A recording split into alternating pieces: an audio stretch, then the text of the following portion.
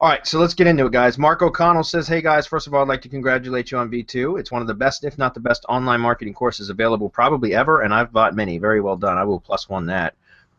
Thanks, Mark. That's really nice to hear. But I have a dilemma. To niche or not to niche? That is the question. I've heard you say in a webinar that when starting out online, you should have targeted niches or industries that interested you. I would love to help video production companies with their online marketing because I love video, especially with your training, but I feel I may be limiting myself and have a strong urge to build loads of random networks and just throw shit at the wall and see what sticks. I don't mind throwing shit at the wall, but it's only me right now, so would this be the best use of my time and energy, or should I go beast mode and keep building networks for the one niche and build extra Tumblrs, Weeblies, etc., all in the same niche? What would Bradley Benner do? Great question, Mark. Okay, so yeah, guys, if I had to start it all over, I would have stuck with one like industry or niche. It could be a broad niche that has multiple sub niches, but that's what I would have stuck with. Instead of going wide, I would have gone deep, if that makes sense. So, like for example, mainly what I deal with, guys, is home services and contractors. Like that's like for my client base and my lead gen business. Don't get me wrong, I have clients in other industries, but that requires so much more work because not so much now because I don't really take on new clients in new industries, but when I had to take on new clients in new industries, or when I would take on a new client that was in an industry that I was unfamiliar with, I would have to learn that industry. I'd have to do all the keyword research over again. I'd have to find where the pain points were. I would have to understand the jargon. Find out how to talk to those kind of people, you know what I mean, like as far as the clients that I would be servicing, and then also be able to help with the copy for speaking to their market, for the advertisements or the calls to action and stuff like that. So it's an enormous amount of work, and that's why, like I said, I could have scaled much quicker if I had focused in on one particular industry. And when I say it can be a little bit broader, let's put it this way.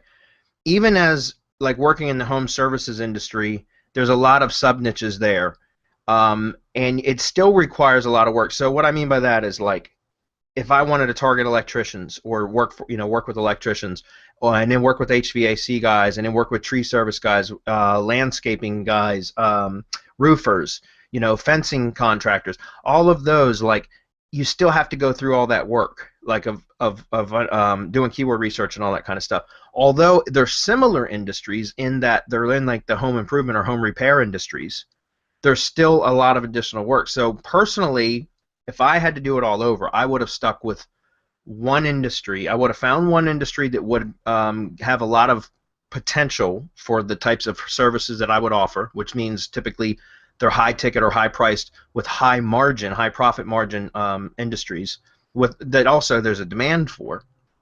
And then I would have stuck with that. And my golden goose, so to speak, in the lead gen business is the tree service industry. And so that's something that I really worked on building up over the last few years, is my tree service lead gen business. And that is it's a great industry to be in. So I'm just saying, if I had to do it all over again, I probably would have just honed in on that one industry and just scaled really, really deep into that instead of going wide to all these other different types of contractors. So that's what I say, guys, just because you're a lot more efficient that way. And once you get to know one particular industry and you get to know it well, it's so much easier to go pitch your services to other either lead gen service providers to buy leads from you, or to do even client consulting, because you'll know that industry. You already know what their pain points are. You already know how to speak to them. You've already been through the pitch multiple times as you start to build that business.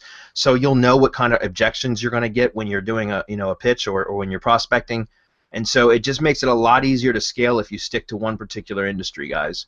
Like, be a big fish in a small pond instead of a small fish in a big pond. Does that make sense? Does anybody want to add to that? Well, yeah. One other thing: when you become the go-to person in that niche, in whatever that small pond is, when you're the big dog, then you can pretty much set your feet at whatever it is that you feel like charging, and people will have to pay because they will know you are the person who will deliver the results that they need. That's right. So yeah, I totally agree with that. I mean, you can charge higher prices when you're a specialist in a particular industry. You can charge higher prices, and you'll be more efficient with it too. So it'll be actually less work for you, and you'll make more money, right? And so that's what I recommend, Mark. I know you're gung ho right now, and that's great. But to be honest with you, I would stick with one. Like find one industry, make sure that there's good profit potential there for you, like that it meets the certain criteria. High margin, there's a demand, that kind of thing, and then scale into that one niche. You can pick a couple if you'd like, but honestly, I wouldn't do more than two or three at a time.